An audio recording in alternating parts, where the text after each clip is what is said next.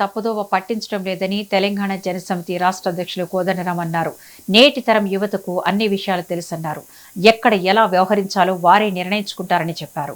ఇటీవల జెన్జీ ఉద్యమం కారణంగా రాజకీయాలు మార్పు వస్తుందనే చర్చ జరుగుతుందంటున్న టీజేఎస్ చీఫ్ కోదండరాంతో మా ప్రతినిధి రామకృష్ణ ఫేస్ టు ఫేస్.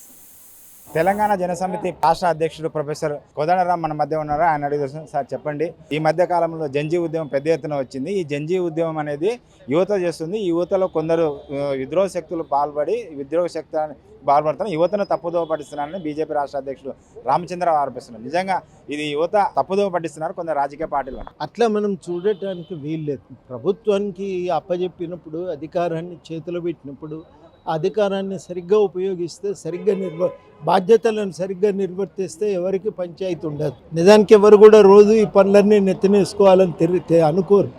రకరకాల ఆలోచనలు ఉంటాయి, రకరకాల ఉద్దేశాలు ఉంటాయి మనుషులకు.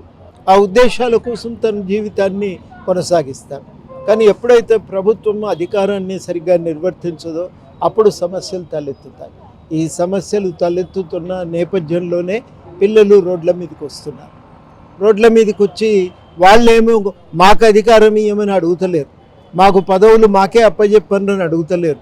ప్రభుత్వ అధికారాన్ని మీకు అప్పచెప్పినా మీరు సరిగ్గా పనిచేయండి, పనిచేయని వాళ్ళు పక్కకు జరగండి అని అడుగుతారు. నేను అనుకోవటం ఇది మంచి ప్రశ్న, అడగవలసిన ప్రశ్న.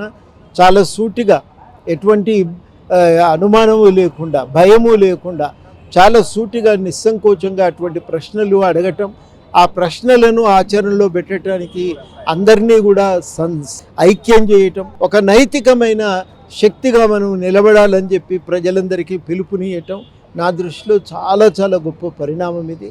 ఈ పరిణామాన్ని ఆహ్వానించాలి. 80వ స్వాతంత్ర దినాన్ని జరుగుతున్న ఈ సందర్భాన నిజంగా ఆ స్వాతంత్ర స్ఫూర్తిని రగిలించి మళ్ళీ ఆ జెండాను లేవనెత్తినటువంటి ఉద్యమంగా చూడాలని నేను భావిస్తాను. మీరు ఉద్యమం యువత మంచిది అంటున్నారు. రామచంద్రరావు ఏమో యువతను తప్పుదోవ పట్టించి విద్రోహ శక్తులతో చేతులు కలుపుతున్నారు రాజకీయ పార్టీలే. అదేవిధంగా విదేశీ వాళ్ళతో చేతులు కలిపి దేశాన్ని విచ్ఛిన్నం చేసే ప్రయత్నం కూడా చేస్తున్నారంట. వాళ్లకు ఒకరు చెప్పవలసిన అవసరం లేదు.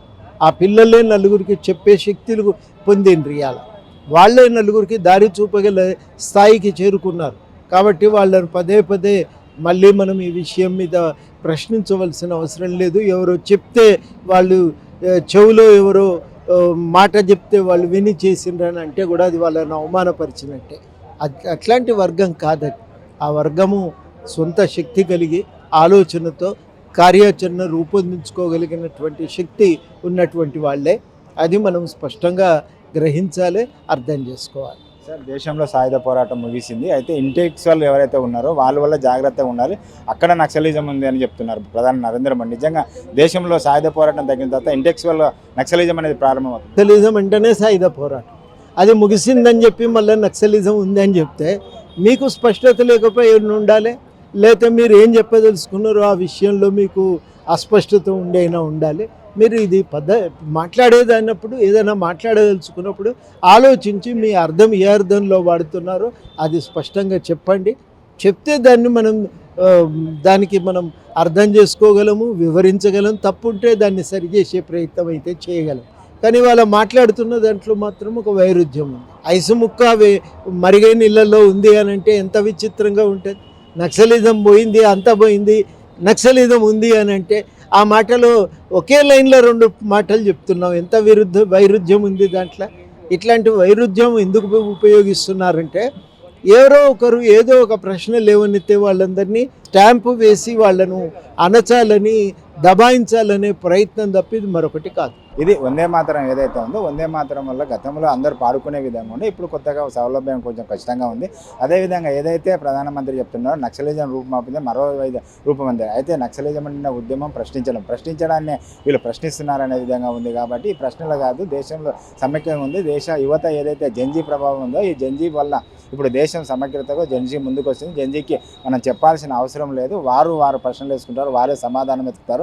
అయితే వాళ్ళ అధికారం కోసం కోరడం లేదు, కానీ ఏదైతే అధికారం ఇచ్చారో అధికారులు మంచిగా పనిచేయాలనేదే యువత ఇప్పుడు ప్రశ్నిస్తున్న ప్రశ్న అని కోదండరాం చెప్తున్నారు. కెమెరామెన్ జయకృష్ణతో రామకృష్ణ, మెట్రో టీవీ, హైదరాబాద్.